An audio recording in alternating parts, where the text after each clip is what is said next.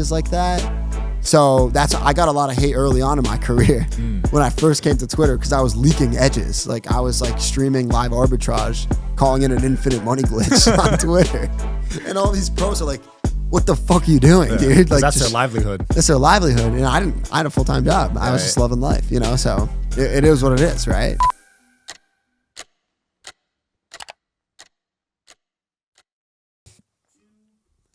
All right, we got Elf in the building. What's up? How we doing? We played some basketball last night. We did, yeah. I'm not a big baller, but I did pretty well in the gym. You had a couple nice layups. I did, yeah, until I got hurt, rolled the ankle a little bit. Your boy was sniping too. He was, yeah. We had a good squad. Yeah, we did troll we lost the first game, but we came back and won the second one. So all good there. Absolutely, one man. and one. Out here in Vegas for a month now, right? Yeah, out here for a month. Fight camp. I'm fighting Sean Perry in a month. It's my first boxing fight. And yeah, I'm ready to go. I mean, I can't stand that guy. He's like the one person on earth that I actually have beef with that I don't enjoy speaking with. I'm a nice kid, but Sean Perry I can't stand him at all. So he's like the one person I'll fight. And at first you guys were cordial, right? He used to hop on your spaces and you were chill. Yeah, he used to hop on the spaces. You know, I didn't realize that like no one really likes him here in Vegas until people started complaining about him being on the show all the time. And initially, so we were friends because he would come on the show and we would talk, right? I have a Twitter show. Yeah. And he was beefing with a famous gambler named Mozzie. And Des Bryant was on this space and they were talking shit to each other as most people do on my show. And then they're like, fuck it, let's just fight each other. Like, why are we talking? Like, let's just fight. So we all booked a flight the next day to Vegas. Well, they live in Vegas. I booked a flight from Boston. Des Bryant booked a flight. We went to this gym and watched them fight. So I was in Vegas. That was the first time I ever went to Vegas. That was March 18th. So pretty recent. And we watched them fight. And it was one of my biggest shows ever. It has I think it has 600,000 views on my page, on my Twitter page. So it was big. It was a big show for me. And yeah, it was awesome. It was great content. It was the first fight from gambling Twitter to occur. And yeah, it was a big event.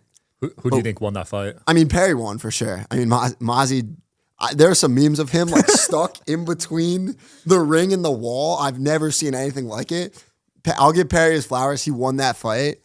He's not going to beat me. There's no chance. And he's also probably not going to make weight because he's fat now. He's really fat, out of shape. He doesn't take his health seriously at all. So he's going to make weight. So he's probably going to forfeit the purse. So my backers might get free rolled.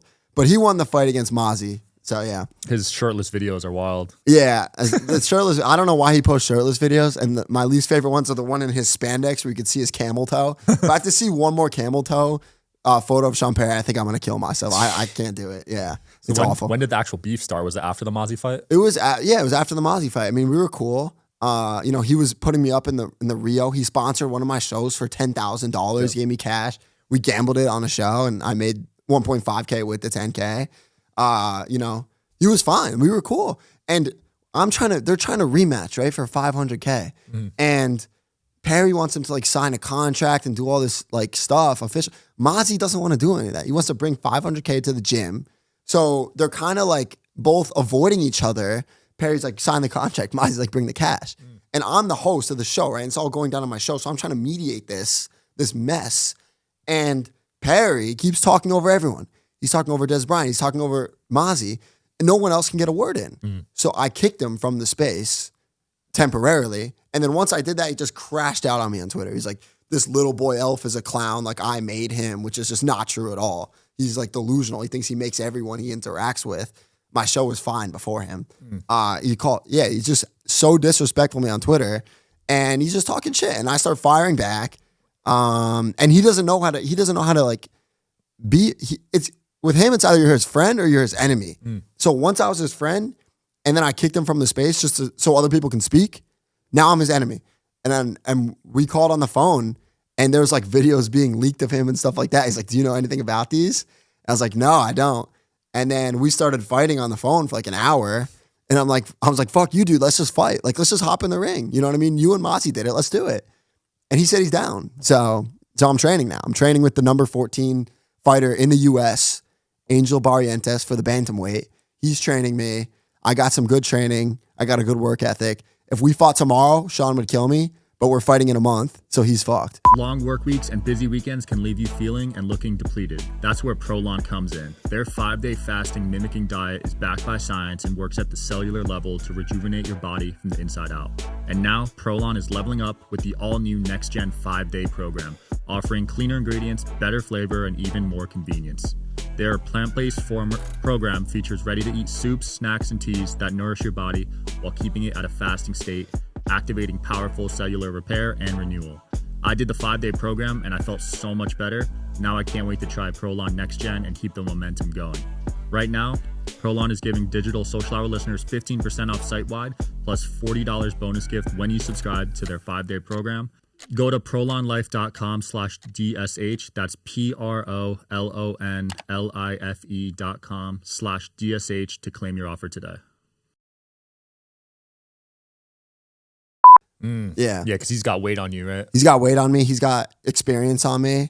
He's got more training than me at the moment. But in a month, all that won't matter because I'm more athletic than him. So I'll be good. Were you athletic growing up?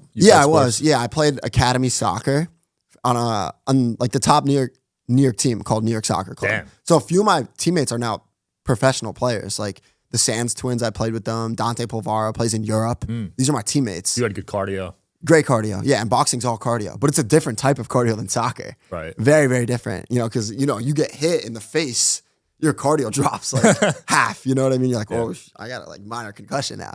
So I've been sparring people, and they just been kicking my ass for like 3 rounds.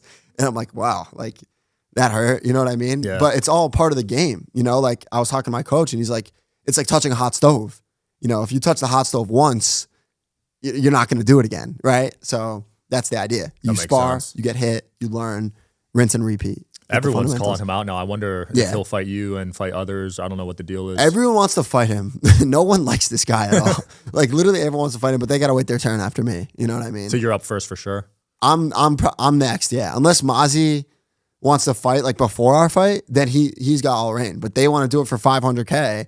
And like I said, Sean's not gonna bring $500,000 liquid to a gym in Vegas. It's just not smart. It's not smart. It's not only smart because he's saying like Mozzie might rob him, but someone else in Vegas might rob him. 100%. Like if you have $1 million liquid in a gym in Vegas, who's to stop like some like gang to roll up, just run the place, leave with $1 million and just take their chances? Like why not? People would do that. Easily. People would do that for less. Way less. Way less. Probably 100K people would do that. Yeah. So I mean, unless you're gonna hire a ton of security, then you don't do that. And I was like to Sean, I have connections with every single sportsbook and casino in the US. Like that's how I do things, right? Because you have a show, people want to sponsor it, they want that exposure.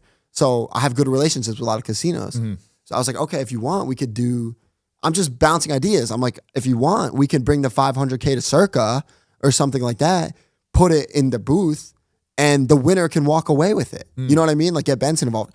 And they just didn't want to do any of that. They're not even open to negotiation. It's either contract through a lawyer or cash. Both aren't going to happen. So you're in a standstill. And then for me, Perry's like, I'll fight you for $100K, right? I said, okay, I don't have $100K liquid to fight you, but I'll put up $10K on myself, and then I'll get some backers, right? So I'm like, okay, I'll sign the contract tomorrow. Send the contract. He hasn't sent the contract. He keeps texting me that he's down. He says his rib hurts. I'm like, all right, whatever, bro. But he said he's 100% down to fight. So yeah, and I'll put up $100K. I'll get a backers easily. So man, where are you guys doing it? Probably pound for pound in Vegas. Is that where the Mozzie one was? That was where the Mozzie one was. Yeah, they'll be completely set up so that they have a whole streaming setup. Like the only person streaming the Mozzie one was me on my phone, Twitter Spaces. Yeah. So that's like the beauty of Twitter Spaces is there's so many speakers. So if you hop on my show and you're speaking and people like you, they'll click on your page and they'll look at it like what you do and stuff like that. So it incentivizes other people to speak. Yeah. And like larger accounts will hop in, they'll speak, they'll get a clip, and then they'll leave. Right. So, and I encourage that. You know what I mean? So I was streaming the whole fight, and there's 10 speakers.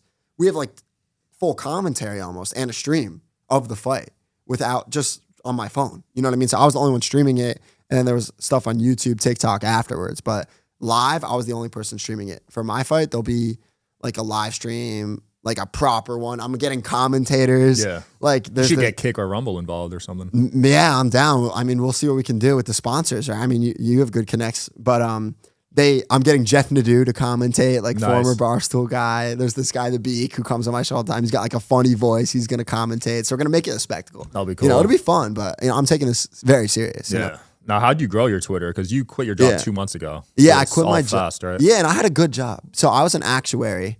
I was making good money, like working at a large insurance company, like very cozy job. So it was definitely difficult quitting, but it was once that I started making more from content was when I quit my job. That was the key. So yeah, I mean, I grew my Twitter. Twitter loves just like consistency. So if you post a lot on Twitter and you kind of find your niche, so like my niche was advantage gambling at first, and now I've branched out into this Twitter show, and that's when my page, I guess, like exploded. Like the algorithm loves me. Like I can't, like I have like 17K followers. I can't tweet and not get like 50K views. You know what I mean? So the algorithm loves me. But Twitter just rewards consistency. They'll put you in a niche, and like, you know, based on how people react to your content, they'll keep pushing it out. So the way I really grew my Twitter was from these shows, right? And I could just, if I wanted to, just like spam giveaways, like follow, retweet. But like those aren't real organic followers. Like a real organic following is worth way more than just like a large number on a screen. 100%. So I grew it just by grinding the app, posting good content, stuff that I know my followers will engage with, and doing a show. And people love the show. Like the engagement on the show is like through the roof. So that's the real way I grew it. Was through the show. I'll hop in sometimes and you'll have 1,000 live people. That's insane. Yeah, it's nuts. That's more than celebrities get on Instagram Live. Yeah, it's insane. And there's like a running joke where like I'm always like, oh, go follow the Elfie Instagram, but no one wants to leave Twitter. They just love the Twitter show. So yeah, I mean, the show is great because it's not just me. Like we're doing a podcast. Yeah. My show, there'll be probably 20 to 30 unique speakers during one show. And everyone knows, like my loyal listeners, they know all these characters that come in and speak, right? Like there'll be people that come in and they're like, oh, this guy's a conspiracy theorist. Like I know he's about to like stir up some drama or something like that. And he'll say something ridiculous. And then I'll bring on people who I know hate this guy. And then they'll start like beefing with him. That's smart. And like the way I really grew my show from like bottom up was if there was somebody talking about somebody on my show in a negative way, I would be on the side DMing that person. I would send them a link to my space and be like, bro, this guy just said you're a scammer. Like he just said you stole $1,000 from this dude. So, and then that would bait that person in, right? And then imagine like someone's talking shit about this person. And I'm like, oh no, here he is. Let's bring him up. So I bring him up and then the viewers are like, oh no, here we go. Like it's about to be a war. And then there is war. That happened with Sean Perry and Mickey Mace, right? Happened with Sean Perry and Mickey Mace. Yeah, they were going at it. I could tell the full story if you want. Yeah. So Sean Perry was crashing out on Twitter about Mickey Mace because he wanted to do a podcast with Mickey Mace and Mickey Mace wanted to charge him. That was it. That was the only reason. So then Sean took that and said, okay, I'm allowed to slander your name, slander your casino, slander all your like sponsors and stuff like that. So, and by the way, I was a smaller account at the time, right? So I reach out to Sean and booked a show. And then someone on my team reached out to Mickey and we're like, listen, Mickey, like this guy's going to come on the show and say things about you. Like if you want, we want you to come on and defend your name, right? Like we don't want to just have one-sided an argument, right? If someone, like I said, if someone's talking about someone, they deserve a right to speak on it. So we reached out to Mickey and Mickey was like, okay, I'll do your show, Elf, on one condition. The one condition is that Sean Perry can never come on your show ever again, right? So I'm like, all right, deal. Like, and this guy, and Perry was like leaking my texts on Twitter. He leaked my phone number on Twitter. Jeez. I'm like, what is going on? I have people texting and calling me like, yo, Elf, your number got leaked. I'm like, all right, fuck this guy. We're doing the Mickey Mace show. You know what I mean?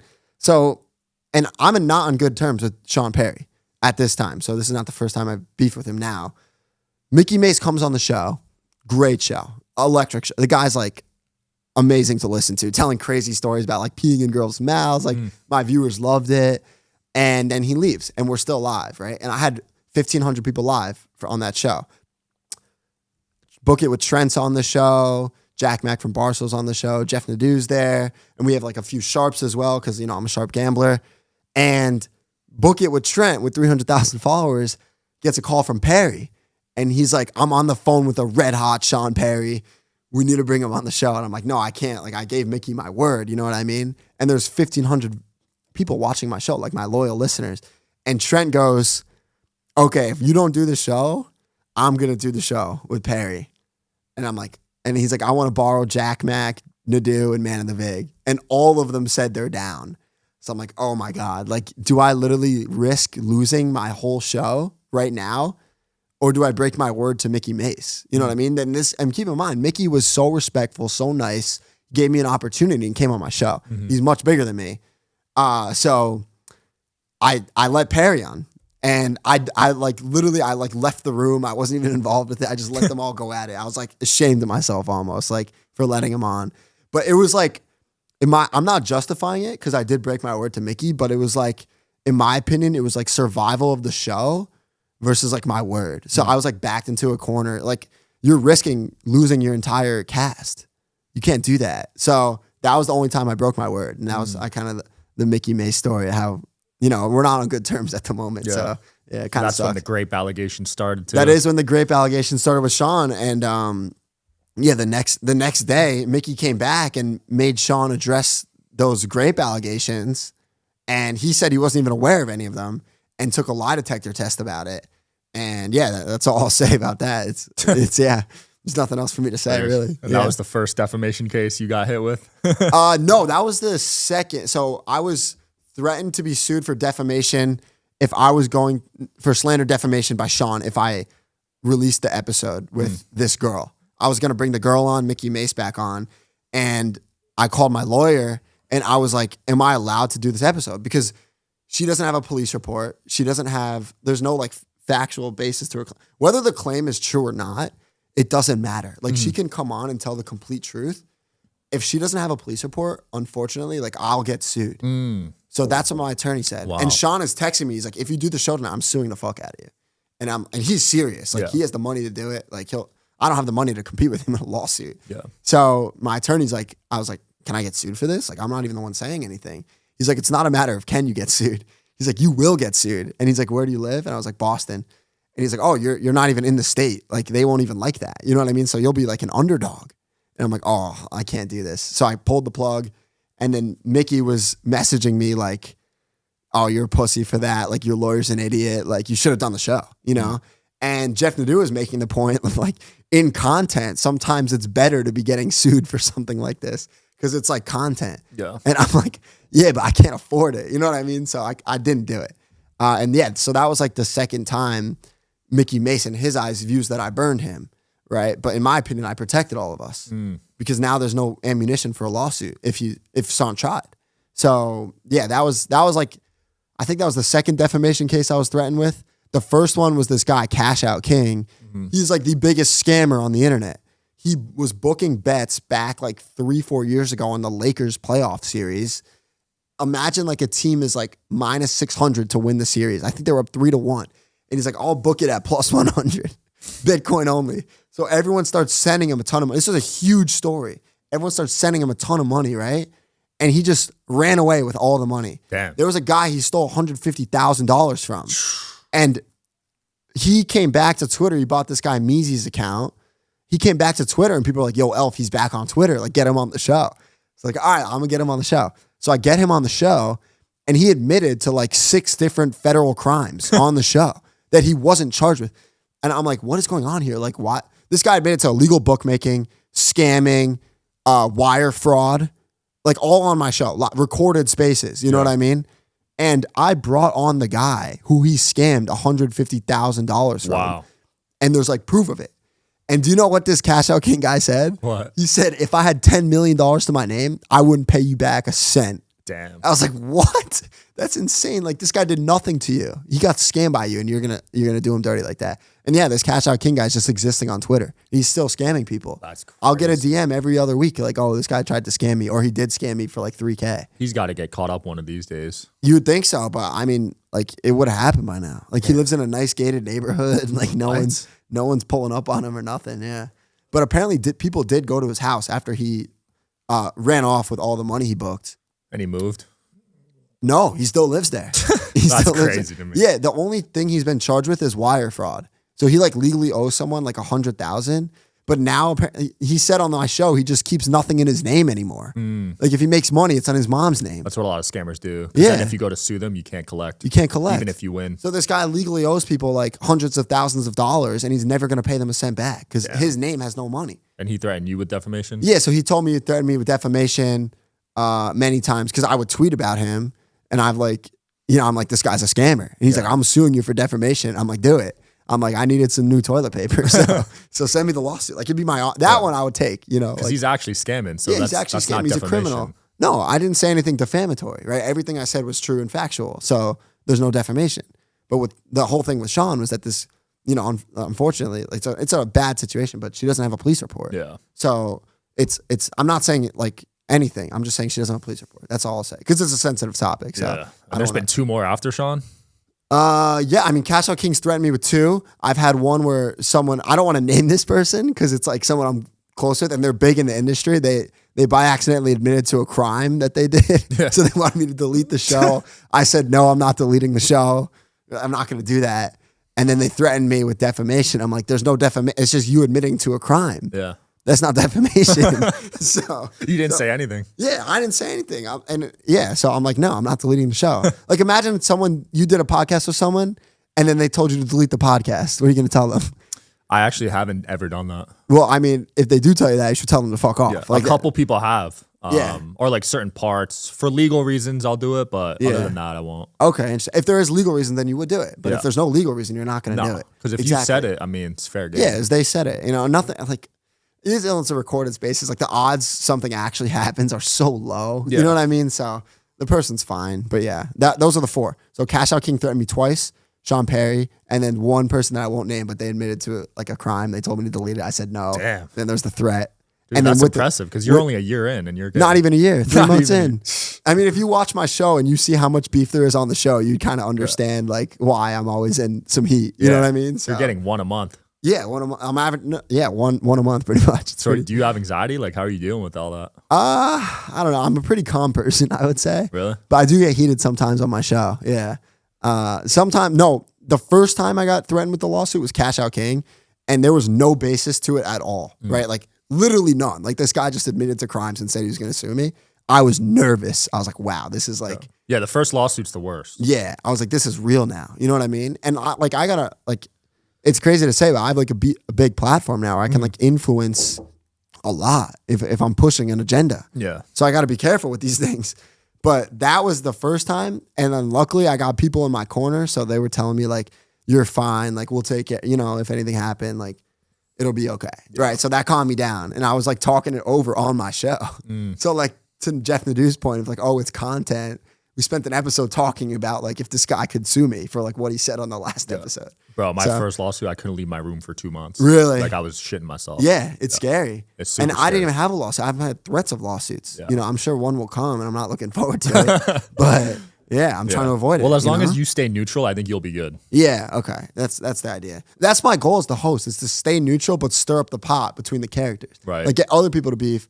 But then you can't avoid it if you're the host. So like they'll blame you. They'll blame you. I'm always like the heel of everything. Like if the show wasn't great or something, it's Elf's fault. Or like, I bring on a lot of scammers, right? But to get them on the show, I'm like, I'll be neutral. You know what I mean? I'm going to let you tell your story, right? And then my viewers are like, why aren't you, speaking? Why aren't you calling him out? And I'm like, it's not my job to call him out as the host. It's the viewer's job to like listen, call him. One, it's their job to call him out, and two, also like get all the facts of the story so that they can understand it. It's not like otherwise I'll have a 5-second show. Yeah, you bring on a scammer, call him a scammer, he leaves the show, and then what? You have no content. You know what I mean? Dude, there's so many scammers in your space. It's crazy. Oh yeah, so many scammers, and like there's people selling picks with no edge. Like that's like a scam by definition, right? Because you're giving you're just guessing. Right, you're guessing. You're betting into heavily vigged markets like right before game time, like Right before the game starts is when the market is the most efficient in sports. I rarely bet. No, I pretty much never bet right before game time. Yeah, never. I'm usually betting openers, like right when the line opens. Wow. If there's an injury news, like I'm fast to it, right? Like I'm sitting at my PC all day sniping stuff, right? Like I'm the first one to it. Yeah. And then once I bet it, they're going to move the line so that no one else can bet it. So you got to be super quick. You can't just like selling picks into the market is like, it's like a unicorn. You know what I mean? Like there's probably like, of like 100, if you take a sample size of 100 people selling picks, like right before game time, probably one person is beating the market. Wow. And it could just be variance. You know That's what I mean? crazy. It's so hard to beat because these books have so much information. Their information is not within their trading team. It's with money coming in, sharp money. That's how they move the line and shape the market. And a lot of the US books just copy the offshore ones that have high limits. Right. So if Pinnacle moves their line, Pinnacle's an offshore sports book with the highest limits. If Pinnacle will move their line, they'll just copy Pinnacle. So they'll just get that information for free. Pinnacle had to pay someone to get that information and expect the value by taking that large bet. And all the US books just copy it. There are books, I know for a fact there are books, they'll just look at Pinnacle or Bookmaker and just go right in between so that they're like, they just don't look like anything on an odds screen. Like they can sit there and say, all right, we're well priced. They didn't price it. They just copied. You know what I mean? It's like if you're taking a math test and you got an Asian next to you who's like 4.0 GPA, aces every test, and you're like a B student, you know, you got decent traders, just gonna but you can copy the Asian guy for free. What are you gonna do? Yeah. You're gonna copy the Asian guy and you're gonna make a ton of money. You're gonna print. And then anyone sharp you deem, you know, you think they have a pulse, you can just limit them. So I'm limited or banned from every single sportsbook in Massachusetts besides FanDuel. That's the only one. And they have me at 10%, and I'm very grateful for that. So, yeah. Holy crap. Yeah. When you get banned, is it all at once or do they kind of spread it out? No, it's all spread out. So none of these books communicate with each other. So like if you get limited on MGM, you're not going to be limited on DraftKings. It happens one at a time. Like if you're like really cooking MGM, or you could even be losing to MGM, but you're beating the closing line consistently, they'll limit you. Like I was limited on Caesars down $9,000. Wow. They limited me. I was like, what's going on here? It was a crazy point in my life. It was like January of last year. I had just started live arbitrage sports betting, and I was arbitraging Caesars lines to ESPN bets lines. And this is when ESPN first launched. They were awful at their live lines were terrible. And there was like no limit. So I was betting like $1,000 live during the NBA, and the college basketball games, just nuking it. And I was de-risking on Caesars. So that's why I was down 9,000 to them. But they probably picked up that I was betting so much volume that it wasn't like real like wagering. It was like someone arbing. But even then, they should know that I'm de-risking to them, just paying them to offload my position from ESPN debt. Wow. And they're just printing money off me because I don't want to have that risk of like, you know, 30,000 in action on like random college basketball totals. You know what I mean? Yeah. Like, so they must have an algorithm that detects stuff like that. yeah. Imagine. So I think every book is different, but I think the way they tell with the live stuff now is like volume. So if you're making like 5 bets in an hour, like random stuff, like small market games, they'll know something's going on. If you bet on a game twice, like if you're, I don't know, like the championship game, right? If you hit the total once and then you hit it again and again, they're like, why is this guy hitting it 3 times? He already bet it once. Like what? Like a normal person, they make one bet and they sweat that bet, right? But if a model is mispriced on a game, they're going to be off all game usually on that price. So you could probably get it a few times. So, you know, that's another way they do it. And yeah, because if you're on a limited account on DraftKings, you literally can't make the same bet twice on a game. Like if you wanted to bet like if the Chiefs are playing and DraftKings is off on the Chiefs, like off market, if you bet their spread once, like in the first quarter, if you try to bet it again in the fourth quarter on like a first tier limited account on DraftKings, they won't let you bet it again. It'll say duplicate bet. But like anyone else could, but like if you're limited, you can't. Yeah. And then there's the death limits on DraftKings, 1% limits, which is what they have me on now. Jeez. You can't bet anything. Like, how does that happen? I don't know. It just happens from winning. You know? You beat them and then they limit you. How much were you up when they hit you Not with that one? much, like 30,000 maybe. For them, that's a lot though, right?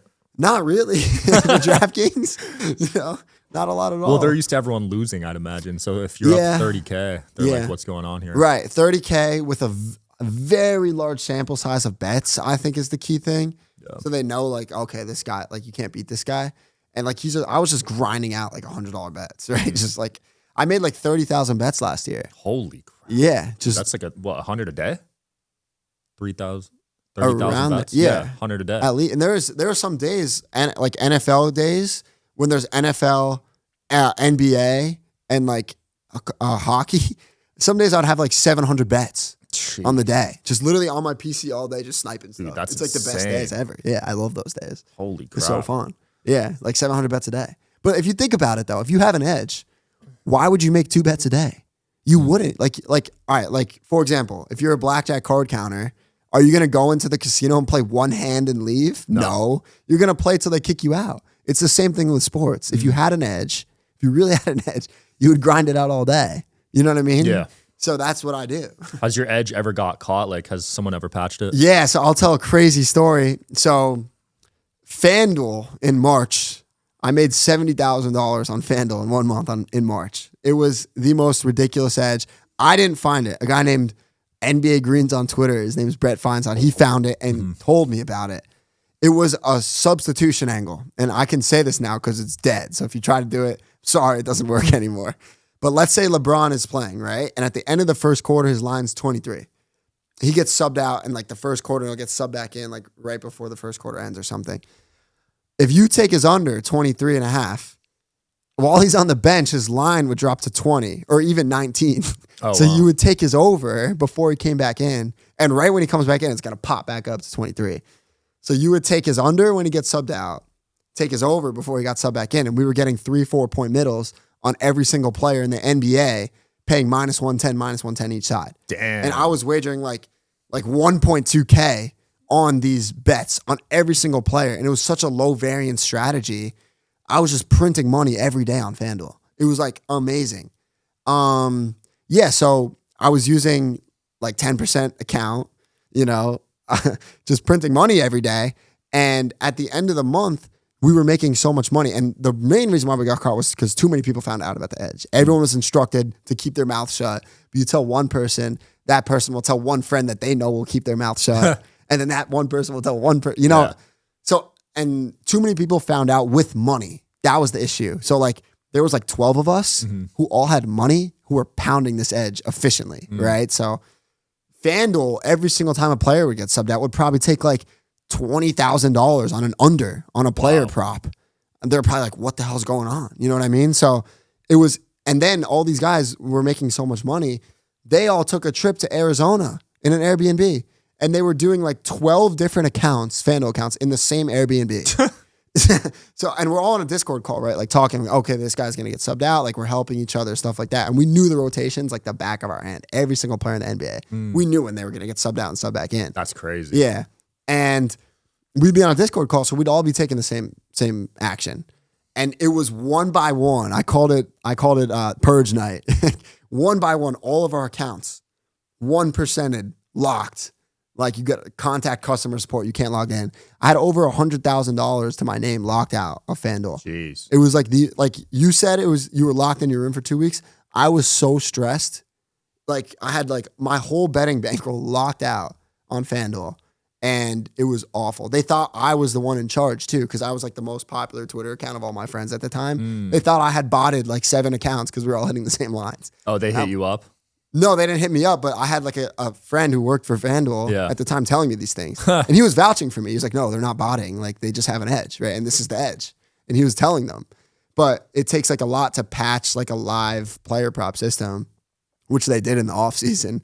But till the offseason happened, they kind of just kept us locked. And, and then when they unlocked us, we were all like death limited. Like how long was it locked? I was locked out of my FanDuel account for like a week and a half with like my whole betting bankroll in there. So I was like, I was so stressed, dude. I sent them a letter of demand. Yeah, to unlock my account. They were like blowing me off for a full week. Like, oh, like just wait for them to respond to you. As soon as I sent that letter of demand, like you're illegally holding my money. Yeah. They unlocked my account in 2 hours. Wow. So I'm like, okay. Like it was a bunch of bullshit. They're playing it's war, right, with them. So they can use their terms of service to like bully you. Like keep your account suspended indefinitely until you do get that letter of demand. And we sent it. So yeah, I made $70K off them in 1 month. That's a smart strategy. It was like the craziest month of my life, Did that work at other books or did FanDuel tell everyone else to? It only worked on FanDuel because every other book uses like Swish Analytics to do their player props. But it worked better if you used like FanDuel and another book. Like if you were just taking the best line on sub out and then the best line on sub in. So at the time, I was limited or banned from every single sports book in the U.S. besides FanDuel. So I was just doing it with FanDuel. Wow. And yeah, I made 70. So it was crazy. That's nuts. Yeah. So that was the most I've ever made in 1 month gambling. That's more than people make ever in gambling. Yeah. So, 70K. Yeah, that was my best month. Dude. But that was a crazy story. Yeah. I mean, can you imagine, like, you made all this money and you don't even know if you're going to get paid out because they have you locked out of your account. You have to send them a letter of demand. And I'm 24. I don't know any of this stuff. You know what I mean? I still had a job. I was like, you were an actuary. Yeah. I'm dealing with all this stress. And I'm like, what's going on here? You know what I mean? It was insane. That's nuts. Yeah. Did you bet on March Madness this season or no? No, because I don't have an edge unless I'm at my PC. And I've been running around Vegas for the last month focusing on the content. But March Madness and like big events like March Madness are great to gamble on if you're limited because the books will like universally raise limits because they feel more confident in these markets because there's more money, more liquidity, more information. So those are the best sport games to bet on. And usually they'll have a lot of like exposure to one side. They'll try to offload it live to the sharps. Like they'll hold like a little arb to some book, and then you could arb both sides and you can get off. Like the Super Bowl, I made like a lot of money on the Super Bowl. I made like with no risk. Really? Yeah. You had the Chiefs losing that? Yeah, no, I had like very large bias positions on the Eagles. Okay. Like because Chiefs were publicly, I think the public was heavy on the Chiefs. Yeah. Right? Like if the Chiefs won, the books were fucked. And a lot of books were hanging Eagles like on a really, really good price. Like FanDuel was, BetOnline was, like they were up 24-0. And BetOnline had them at -1,000 at halftime, whereas every other book was like -6,000. Jeez. So I was like arbing them like over and over and over again and just taking a biased position towards the Eagles because that was the mispriced side. So I made a lot of money on that day. It was great. So when but you like most people watch the Super Bowl. I was just like loving life at my PC. I didn't even watch the Super Bowl, but I had over $100,000 in play on it. You didn't miss much. No, I didn't miss anything. That game was hard to watch. No, I loved it. I was having a ton of fun. So with arbitrage, can you lose money? Like how does you that can? work? Yeah, you can if you mess up. So there'll be times where you'll bet the same thing. It'll be user error. Okay. Or if like a line moves on you, like something that's an arb. The market will correct itself because mathematically speaking, it's impossible for an arbitrage to occur without something being mispriced. So if something's mispriced, people are going to bet it, right? So you got to be quick you got to be the first one to it. So it happens a lot where you'll bet one thing and then the other line, like if you bet the side that was like, I guess correct first and you didn't bet the mispriced side first, the mispriced side will move and then you'll just be riding like a -10% EV bet. Oh shit. Right. So you just have that's a why bad you need bet. your computer. Yeah, so I need your computer. So that's how you would lose money is like user error. And yeah, like a lot of things can happen. Like you can bet like an under and then live, they usually put you on a timer just to make sure you're not like, court-siding, which is like having someone at the game and then they're calling you, telling you what's happening. Oh like, shit, people do that? Oh yeah, people do that. People on my show do that. So they're at the game, so they have like a 5-second advantage, I guess? Yeah, but the thing is though, is the books, they have software that knows if you're at the game doing that. So they'll have other people go to the game and call them from a different location. Yeah. What? Yeah, so it's sophisticated. So what they'll do, these guys on my show, I don't want to like spoil it, but they'll go down like 20, 30K on a DraftKings account or something, get VIP status. Once you're VIP, you can deposit a lot. And then courtside it, try to make it look sneaky, like you got lucky once or twice, you know what I mean? And then just chill. Wow. Right? So make like a quick 20K, 30K bet, you won, and then hang out for a week, right? Don't do anything. It's like cat and mouse, you know what I mean? Like you don't want the books to think you're sharp. So you lose money and then you'll make some money back. You're like, okay, he's hot. And then eventually you want to run it up, but you got to do it in a smart way. Otherwise, you're just going to get limited. Yeah, because there's not many books, right? Yeah, no, they're not legal in the U.S. Or it depends on your state, So like the best states to gamble if you want to be a professional sports bettor is probably Arizona. Nevada's the worst, right? It's bad. Yeah, there's no FanDuel here. Yeah, or DraftKings, right? I don't know. I mean, I don't live here, so. Yeah. No, because I think all the casinos rallied against the online betting apps. Really? Yeah. Okay, yeah, so terrible for this state. Yeah. But I think the casinos have their own. I'm not sure if they're good, but like the Wynn has one. Oh, the Wynn's awful. It's awful. So easy to beat. Yeah. Really? Yeah, they were in mass for a little bit, and I was cooking them. Oh, wow. But I didn't have a bankroll at the time. So you got banned from the Wynn? Yeah, I'm banned from the Wynn. Limited, like heavily limited. Same thing at that point. It's the same thing. Like they would ban you if they could, but they legally can't. So they'll limit you to like $1 bets. Oh, they legally can't ban you? No, they legally can't ban you unless you like violate their terms and conditions. Like if you're like multi-accounting, like unless they find something in the terms and conditions that they can ban you for, they legally can. They can't ban you for winning. They can't ban you for being an advantage player, right? But like they can limit you. That's what they do, and that's fine. Right? Like, that's the game, right? It's cat and mouse. Yeah. Like I'm actually like against regulation because regulation will just ruin everything. These regulators don't know anything about the industry. Yeah. They just hear about the problem gambling stories, and they'll like, and the casinos will leverage that to like pass laws against sharps. So they'll like share information. Like there was like a bill being talked about to be passed of like a sharing information bill, but everyone just knew right away that these books would just communicate and tell each other who the sharps are, and then no sharps would ever be able to exist. 100%. Under the guise of problem gambling. Like, oh, this guy's a problem gambler. Don't let him play. Don't let him play here. Right. And that was the guys. Right. And the legislators like, oh, it's a great idea. Right. Like it'll help people lose less money. But in reality, the sports books are like, yeah, we're just not gonna get rinsed by these sharps. Yeah. You know? So that's why I'm like against regulation. Cause like we understand each other, like the sharps and the books, like the cat and mouse game that we have to play. So I'd like to just keep that relationship as is. Yeah. It's working well. So which sharp is the GOAT? Like, has someone made crazy money doing something like this? yeah. I mean, Spanky's like the biggest. He runs the largest syndicate in the US where he'll just Spanky. Like, yeah, Spanky. What a name. He's in my show all the time. Oh, really? Yeah, he loves it. So he's made M's off this? Oh, multiple M's. Yeah. He usually gets like I don't even, probably like billions in volume a year. Damn. At like 3% EV. That's crazy. So he's printing money. But like he'll get stiffed sometimes. Like he works with a lot of partners, so he'll get stiffed for like a lot of money and stuff like that. But yeah, people run it up. Like everyone I associate with in gambling, like they run it up. You know what I mean? Like they're probably making like, it depends on who you are and like how risky you are. Yeah. But like people I associate with are in that kind of like 200 to like 500,000 a year range, right? And we don't like, it's very taboo to share edges with each other. Cause like if someone were to share an edge with me, they would know I would hammer it, right? And probably kill it. So they don't like share edges like that. So I got a lot of hate early on in my career when I first came to Twitter because I was leaking edges. Like I was like streaming live arbitrage, calling it an infinite money glitch on Twitter. And all these pros are like, what the fuck are you doing, dude? Like that's their livelihood. That's their livelihood. And I had a full-time job. I was just loving life, you know? So it is what it is, right?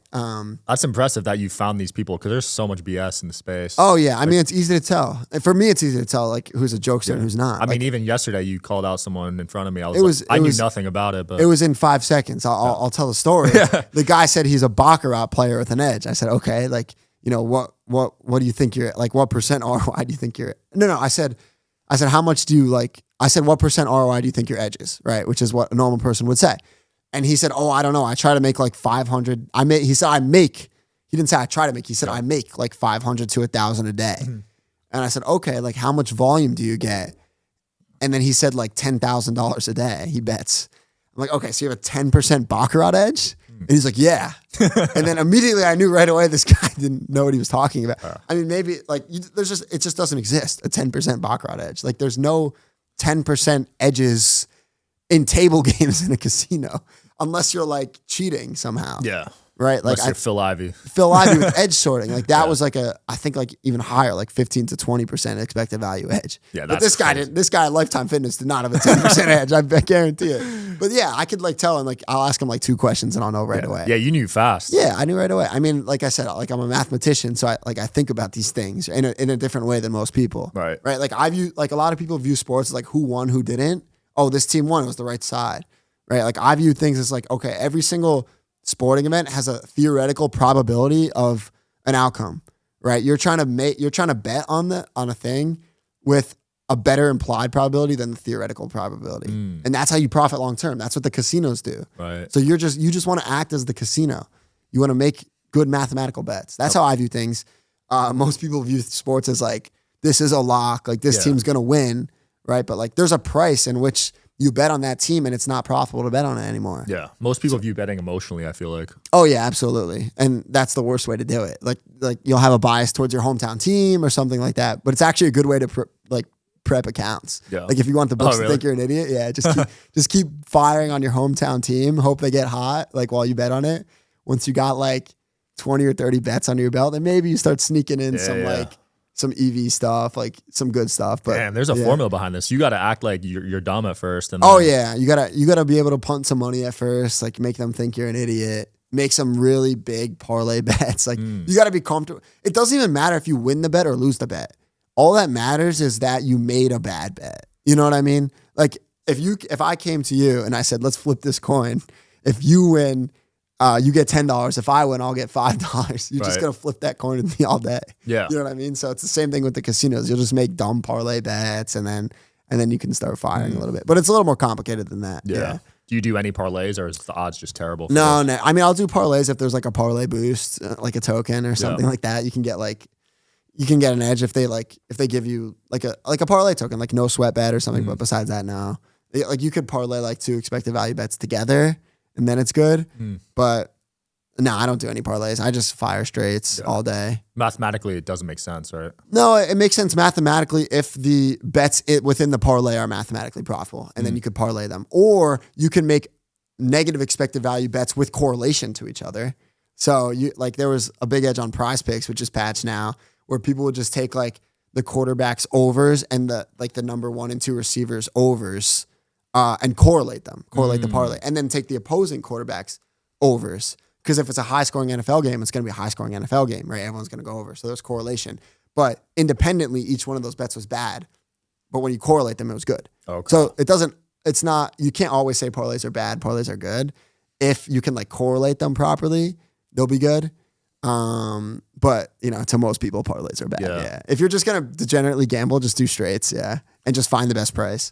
If you like a side, just like, please just search like 2 or 3 books and just get the best price. Yeah. You'll lose way less money. Yeah. Have you ever seen someone have an edge in table games? Yeah, of course. Like Really? card counters and blackjack and stuff. Like there's no edge in roulette. Like there's no edge in, baccarat, obviously Phil Ivey has an edge, had an edge.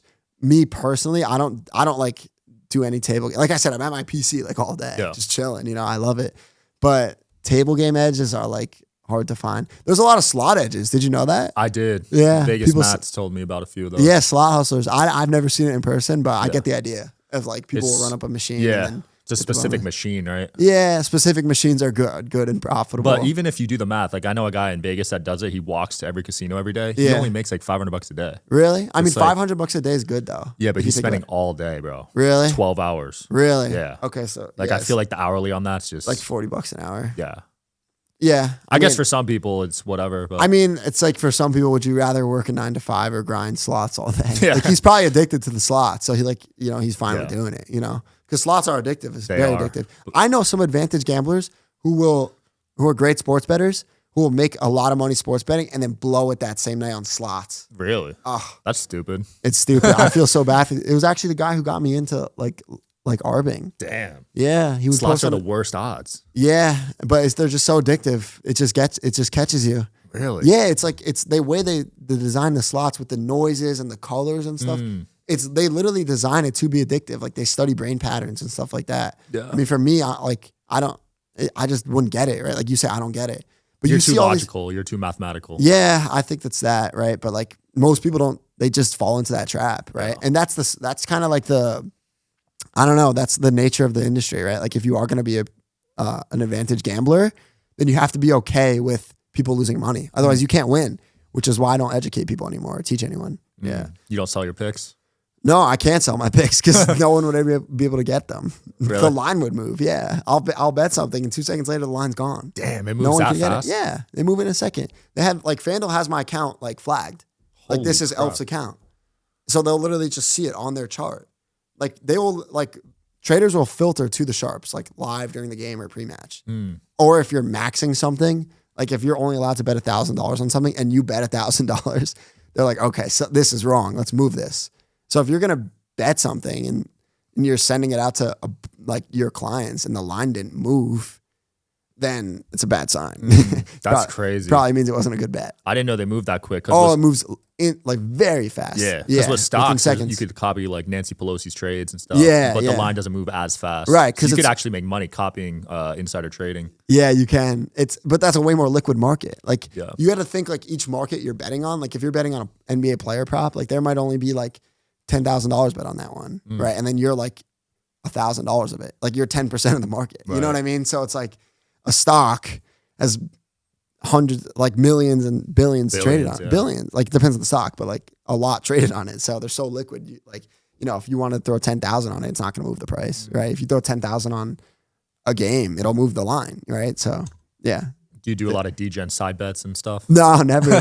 People say I'm like a robot, dude. Really? Yeah, it's because I've seen some on your show, like the push-up one. That one yeah. So people like degen sports betting on me. Yeah, I'm the prop. So it was like people were just talking on my show about how many push-ups can Elf do in a minute. And there's a popular sports bettor named Amanda Vance. She comes on my show all the time, and I was supposed to go to a hockey game with her. And she said, if you could do 50 push-ups in a minute, so she set the line, I'll buy you the hockey tickets. So I was like, all right, bet. I'm going to do these 50 push-ups, right? And my audience was like, we want to bet on it. So I hit up Prophet X. I was like, put up a line for this, right? Like, can Elf do 50 push-ups in a minute? And there was $150,000 wagered on me. Damn. If I could do 50 push-ups in a minute. And obviously I knew if I could or not, right? Like I didn't tell anyone because like it'd be insider information, insider trading. And the line closed at like minus 160. So it was a fair market, right? Like nothing really got leaked. But there was a lot of controversy around it. One, because I orbed my own market. So like Prophet X had it up and Bet Online had it up. And I was literally just chilling and I was an orb and I bet both sides of myself, made like a quick $5. And I tweeted it. And I was like, yo, just orb myself. Like, this is hilarious. You know, I'm a player prop. Like, ha ha ha. And everyone's like, he just bet on his own under. Like, he's going to throw the competition. Like, people are saying, because it was a liquid market. So like I could have bet like 20,000 on my under and just gone under. Yeah, you could have made a lot. Yeah, I could have, but at the risk of my reputation, right? So it was a bad idea. But I tweeted that, and people who didn't understand arbitrage just looked at the one bet, and they're like, he bet his own under on Bet Online. Like, this is bad. You know what I mean? So it was a big controversy leading up to it, which really just built more hype for the competition. So if you went on Prophet X that day of the push-up competition, the most traded event was like there was one NBA game that day. There was like $500,000 wagered on it in total. The second was the PGA Championship. The third was the Elf push-up market. That's fucking hilarious. Yeah, so like there was all these rules that we stuck to. I had to have my chest touch a Coca-Cola can. I needed to be shirtless so that they could verify my chest hit the can. Was it standing up or sideways? It was standing up because if it was sideways, if my chest hit it, it would have rolled away. Okay. Can you imagine if I was doing the push-ups and there was like 1.1K people in there? Like it was a sponsored episode. The CEO of Prophet X was like so worried that this would go wrong and then they would look bad. Yeah. But I banged out 55 push-ups for the boys. No questions. Yeah. You were training before. I was training. I'm in good shape. You know, I love the gym. That's impressive. So, yeah. And then there was one guy who worked out with me, Brett, and he bet $8,000 on me to go over the first day the market came out and then tweeted it. So there was enough information out there, like public information, that people could have like figured out if I was going to go over or not. But the thing is, like, if you watch my show, I wear glasses on I wear glasses normally. I look like a nerd. And, you know, I'm a math kid. Yeah. So people just figured I couldn't do the push-ups, right? So then there was all this money wagered on the event. I can see that. Yeah. And there'll be more money wagered on this Sean Perry fight. That one might hit $1 million. It could. We got to get the lineup like quick. Yeah. How much was bet on the Mozzie Sean one? Was it 6 figures? So it was 6 figures, and Bet Online opened the market 2 hours before the fight. Damn. They started off to win $100. So super low limits, and they hit 6 figures. And they only bumped it up to $500 right before the fight. Wow. So, and they hit 6 figures. So yours will definitely hit $1 million. Oh, I would like it to hit $1 million. It would be crazy if it hit $1 million. But I'll tell them, to whoever puts up the line, like, you got to make the limits high. Like, I want people to be able to bet like 5K on me. Yeah, I wonder why they only did 100 for that one. They just didn't know. Like you're not going to have a lot of money wagered on something like Sean Perry versus Mozzie. Like, they didn't even know who Mozzie was. It was funny. I was streaming the fight, right? And I would show things happening and it would move the line in real time. That's crazy. Like, Sean Perry was like, I was hanging out with Sean Perry all day. He's talking his shit, looking good, whatever. Yeah.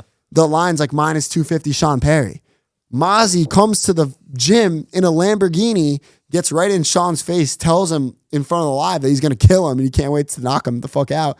The line moved from minus 230 Sean Perry, and then all of a sudden Mozzie's the favorite just because he's talking shit. There's no reason, right? So then we get in the gym and people are betting on it. We have Dave Mason on. It's like electric. He's talking about people betting what, the line moving. And then I show Mozzie warming up, and Mozzie's the favorite, right, to win the fight. And he's punching the bag like this. You can tell he's never thrown a punch. The line moved from Mozzie like minus 200. Mozzie was like plus 200 after that. Like, so everyone hammered Perry right after I showed Mozzie throwing punches. So it was hilarious. Like the line was moving in real time with the live stream. Yeah. So it was great. Yeah. I thought Mozzie, with all that shit talking, was going to win. Dude. Yeah, he was telling him he was going to kill him. He's like, I'm going to die in the ring. Like, and he meant it too. Like if it was a street fight, Mozzie would have won. Yeah. But since they did boxing with gloves and, because Mozzie came out firing and knocked Sean right on his ass immediately. I saw that. And then he went to swing on him while he's on the ground. Like boxers don't do that. You know what I mean? Yeah. So if it was a street fight, Mozzie would have won. But, it was a boxing fight. So by round 2, Perry was just knocking him down. And it was like a cartoon. You were like watching a cartoon almost. Like Mozzie was tired. He would charge at Sean. Sean would throw a jab at him and get hit. And then he would like stumble and fall. And then there's like a photo of Mozzie like in the ring in the wall. Hilarious memes came from that. Yeah. So that was electric. And I think like there'll be more money wagered on me versus Sean than definitely more than the Mozzie fight, just because there wasn't enough time. At this point, you might have to start a league for these sports bettors to fight each other. Yeah, I'll start. There's so much beef on my show. Everyone wants to fight each other. Yeah, I saw King Cap was beefing. King Cap was beefing with Sean. He wants to fight Sean, but he's got like a little neck injury or something, so he didn't want to. Mozzie wants to fight Sean. Brett wants to fight Man of the Library. We have a character MPB who's like scammed a bunch of bookies. People hate him. Someone paid me $3,000 in escrow to get MPB to show up to the fight so he can fight him on the undercard. So like people just want to fight, So they saw this one fight, they want to fight. Oh, so you're having an undercard too? Yeah, they're gonna be an undercard. Damn, this thing's legit. Yeah, it'll be legit, streamed, refs, everything. Yeah, holy crap, it'd be great. I'm glad you have the refs this time. Yeah, we're gonna have refs this time. Yeah, that way there's no bullshit. You know, there was a lot of pushing at that last one. Oh yeah, a lot of pushing. I mean, it was dirty boxing, right? What are you gonna do? And there's no money on the line. Like this time, Sean and I are putting up 100,000. You think he'll put it up though? We'll see. The guy's so annoying to deal with. I asked some people to like that he trusts if they wanted to escrow it, and they said no, they don't want anything to do with him. So he wants to what does he want to do with it? Get a lawyer. I said I'm down. You get the lawyer, and he's like, oh, we have a month. We'll do it like later. Damn. I'm like, all right, like if you want to do this, like let's do it. You know what I mean? He says he wants to fight, but he just doesn't. He's got this rib injury. He's pushing it off. And he's being a little bitch. You know what I mean? So damn. Well, what's he'll next? fight me. You got a show tonight? What's next? Yeah, I got a show tonight. Who's coming on tonight? We don't know yet. I have a few like guests lined up. Okay. I'll leak Crabs bets from Book It Crew's coming on tomorrow night. We might get Spanky on tonight. I asked a few people, so I mean, they might have texted me back during the podcast. I don't know. But a lot of the times the guests are spontaneous. Like if something pops up on Twitter, I'm all over it. I'm like, come on, the hell. You're good at that. Yeah, really good at that. And like I'm really good at stirring the pot, like capturing the moment. That's why I think my show kind of took off. Yeah. I know what people like. They like drama. They like beef. In this space, yeah, because a bunch of degens just, sports betting and degenerate sports betting. They just want something to bet on. You know what I mean? Like if it's an elf push-up market, if it's a fight between two influencers, they love that stuff. Yeah. That's what gets the most action, And it's different, right? Like there's professional events every single day, and you'll bet on it, but like, when this kid is fighting like a sports bettor they see on the internet all the time with his shirt off, like they want to bet on that, you know? So these books want to sponsor it, which is great, I love it. So I built a lot of good relationships with the sports books because of that. Yeah. Hopefully they stop banning you because of your audience now. Yeah, I hope so. You could provide them a lot of business too. Yeah, absolutely. You bring volume to them. That's all they care about. Depositors, they don't want you to bring sharps on. But if you just bring initial depositors and signups, that's what they care about. Because like each sign up, like they'll give you bonus bets to sign up because they know for every user they sign up, I think it's like $1,600 in expected value. That's crazy. Yeah, it's insane. Like holy crap. That's how much the average person loses per year that signs up. That's actually nuts. So if you bring them 100 people, that's $160K a year in perpetuity, right? So it's like it's worth millions of dollars. Because and the perpetuity part. Yeah, because of lifetime value. Right, yeah. And then they know how to keep these guys as customers, right? They know how to send email. Like if they haven't gambled in a week or something, send them a bonus bet, right? Get them back, You know the psychology behind the casinos too. That's smart. Yeah, exactly. And you can play on it too. Like if you're on an account and it's lost like 10K or something like that, you can like email them like, oh, I'm down so much. Like, can I get a bonus bet or something? And they'll usually give you one. No way. Yeah, you got to play into it, Wow. You got to pretend like you're losing. But if you go too far with it and you're like, oh, my wife is like mad at me, then if there's certain words you can't say, they'll lock your account for problem gambling. Really? Yeah, because the commission's like alcoholism. Yeah, like, oh, I lost my job. Stuff like that. Like if you're trying to play into it too much, they'll lock you out. They'll exclude you because like legally they have to. Right. But if you say like, oh, like I lost so much this week, like can I get a bonus bet or something? Like they'll usually say yeah. Yeah. So, you know, so if they see you're losing, yeah. Have you been IP banned or your house? I've never been IP banned. Brett did get IP banned from FanDuel after the whole March thing because he used like 7 different accounts on all his family members in the same address, so they just IP banned it. I haven't been IP banned, but I've been limited like so many times, like more than I can count. It hurts every time. Yeah. You know, because you'll have an edge on a book and then you get limited. It's like a dagger. Like, oh. Yeah. There goes 90% of your. There goes some volume there, and you got to like find a new book to bet on. You ever book on the sketchy crypto ones or nah? No, never. Every single offshore book I use is like, I make sure they're legit. You know what I mean? So I only use like, I use Bet105, Bet Online, Bookmaker, like some of the Bet Online clones that have the same lines. You can like get double the volume, stuff like that. But only like reputable ones that like the pros use and like. So not Stake or those other. No, ones I don't use that because it's not available in the US. You have to like VPN it. Oh yeah. And I haven't figured out how to like VPN my PC on like one window and not the rest. Because if you have a VPN on, you won't be able to access like FanDuel. Like they're very good at that. Oh really? Yeah. They don't want people VPNing in. Damn. Yeah, they're really good. Like you won't be able to VPN into FanDuel from Europe. Not a chance. Really? Yeah, no. Wow. So you got to be in a legal state. They're on that. Yeah. Holy crap. I didn't know that. No, yeah. I used to use a VPN, NordVPN. Really? Yeah. Yeah, it'll work for like Stake and Roobet and stuff because like they know that they want the US clients, right? But FanDuel, with all the US legislation and stuff, like they'll get hit with a massive lawsuit. It's not worth it for them to allow VPNs, you know? Yeah. They're really good with it. Well, dude, what's next for you? Where can people find you and stay tuned to the show? Yeah, so you can find me on Twitter at Elf. If you just search Elf, I'll come up. But my @ is at YELFF_. And then if you're into boxing stuff, I'll be posting a lot of like exclusive boxing stuff on my Instagram page that I just started. So that is at YELFF__. So there's an extra underscore. Yeah. Someone had it or something. I don't know how. But how did someone have that one? Yeah. We'll link it below. Yeah, we'll link it. The Elf IG needs to grow. So we support the IG. Let's go. Absolutely. Thanks for coming on, bro. That was fun. Hey, absolutely. My pleasure, Sean. See you in the ring. I'll see you in the ring. All right, peace, guys.